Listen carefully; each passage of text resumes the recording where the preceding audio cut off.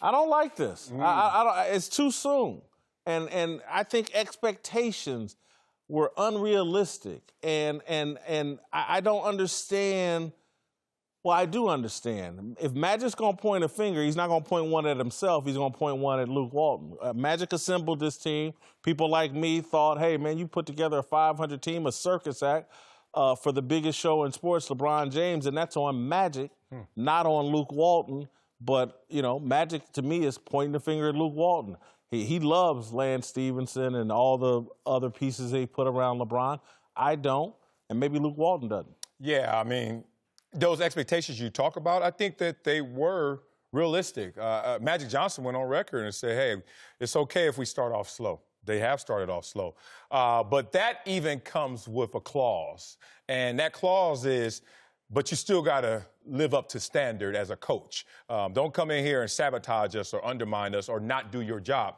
Here are two defining reasons why Magic, even though it seems a little premature, may be on to something. One is the lineup changes.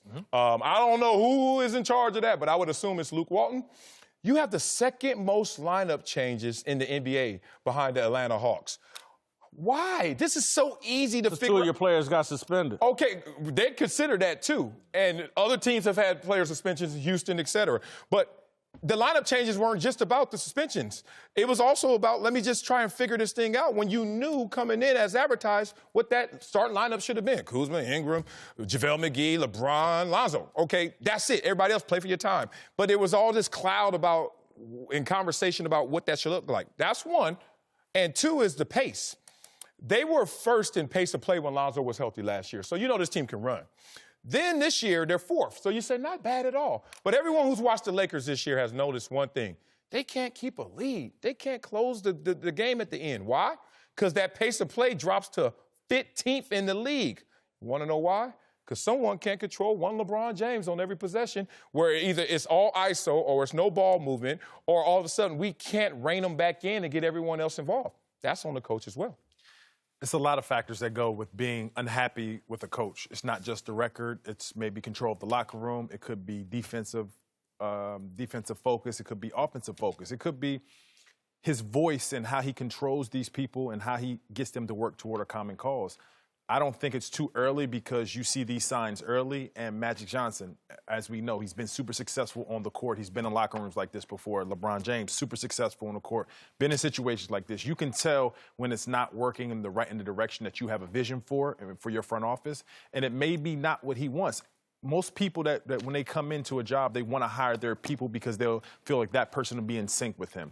And if you as a general manager or president, you have a vision for how you want to play, you know who you want to be in these positions, you want to have a certain type of relationship with your head coach, and that comes sometimes when you hire the person, and it could be a small, little break in communication between him and Luke because wasn't his choice, wasn't his guy. They may not know how to communicate well. They may not see eye to eye on certain things. So it may be the time because you may see the signs early. There was some criticism in this article of Magic Johnson and his management style that we didn't focus on in the setup.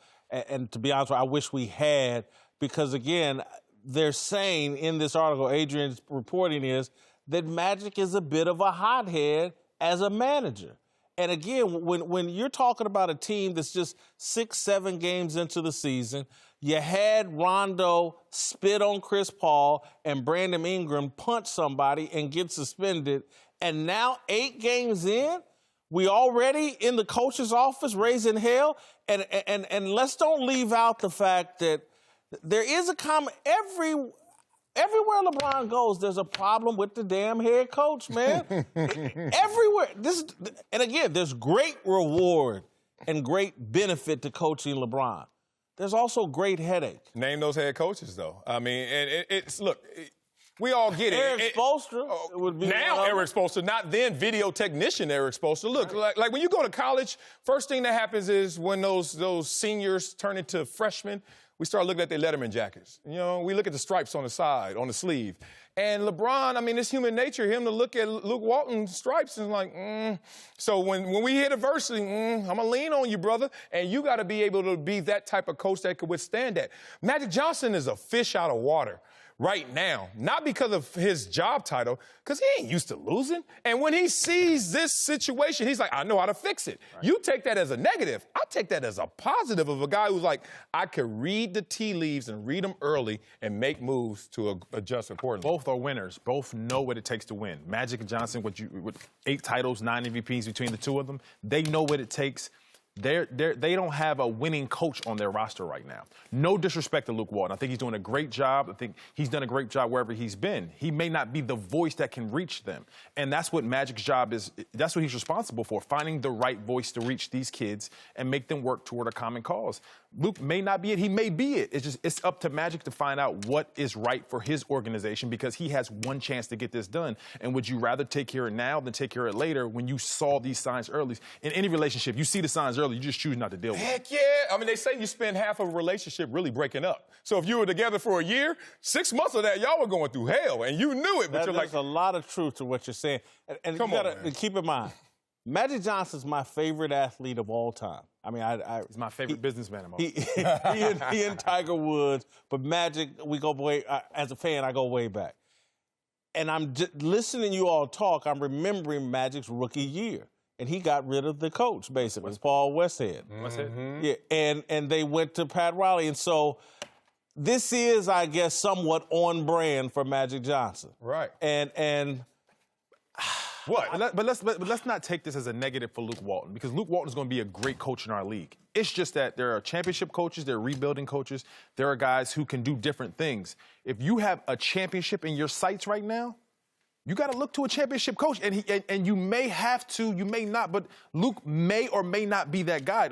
I can see why he is looking at it. I can see why Luke could be the right guy for the job, but only Magic knows what he has in his vision. Okay, but if I'm Luke Walton, I'm sitting there saying, you can have these championship dreams, but you got to have a championship roster.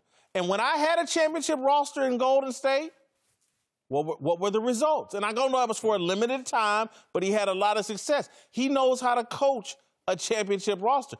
This is not a championship roster. He knows how to coach that set of people, and it's 2 different teams. And that was a well-oiled machine already rolling. Before it was already rolling in that direction. This is not a championship roster. We don't know that. And look, come on, Marcellus. Hold on. The blueprint for what they're trying to build in terms of a championship roster is there. They have a young core that they're trying to hold on to and develop and blossom. It's not going to win a championship this year, but those key pieces are in place, they think, and all we need is 1 or 2 other people, other players. Here's the thing that Luke Walton that really stood out to me in the last game I watched. 1, LeBron ran down and shot like a 40-footer.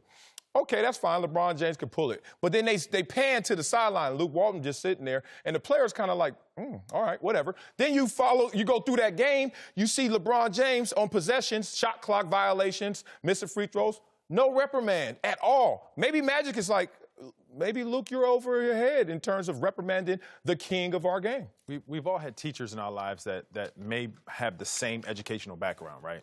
But they could reach you differently because of their personalities and how they communicate to you, right? So it doesn't mean that the teachers weren't right for their job. It's just that they were right for a certain type of kid or a certain type of demographic. I think that's just what we're dealing with right now, finding the right coach for that team and how they want the direction. Okay, Dante, I want you to respond, and we got to go to Marcellus's point, because you've played with LeBron. He's talking about reprimanding and spanking LeBron, blah, blah.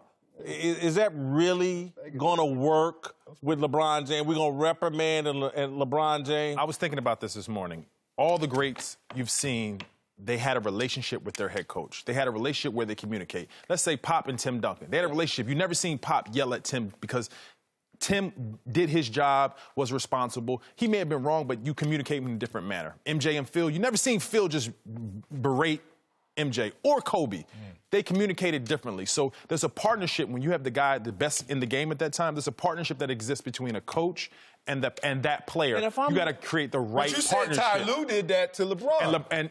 And you see in LeBron's tweet about Ty Lue when Ty Lue got fired. Our partnership, our relationship was something I'll remember because they won a championship together, and it because of the partnership that existed, because they knew how to communicate and get the best out of each other. It's a two-way street. When I DM Tamron Hall, she has to DM me back. She got to follow you first. but she has to trust you to DM you back. Yeah. She has to trust that you're going to hold on. Right, you ain't going to screenshot it. Okay? Here's my point, though.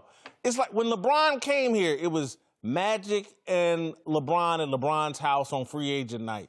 We had those stories at the beginning that they hadn't even talked, and they finally said, that's all. You think Luke Walton didn't want to talk to LeBron? LeBron wasn't making himself available for that partnership. But one thing I do know what happened in that meeting is that LeBron fell in love with Magic's leadership and Magic's direction. And whatever Magic say, I'm going to get it done wherever it takes to get it done, he believes in that. And it's not his job to find the right coach. It's Magic's job to find the right coach, and Magic's going to take control of that. On a lighter note, I know he's your favorite athlete of all time, and he's your favorite businessman. He wrote the foreword for my book, Never Shut Up, bestseller out there. Right there. Please go pick it up. Just let y'all know Magic Johnson all around, baby. All right.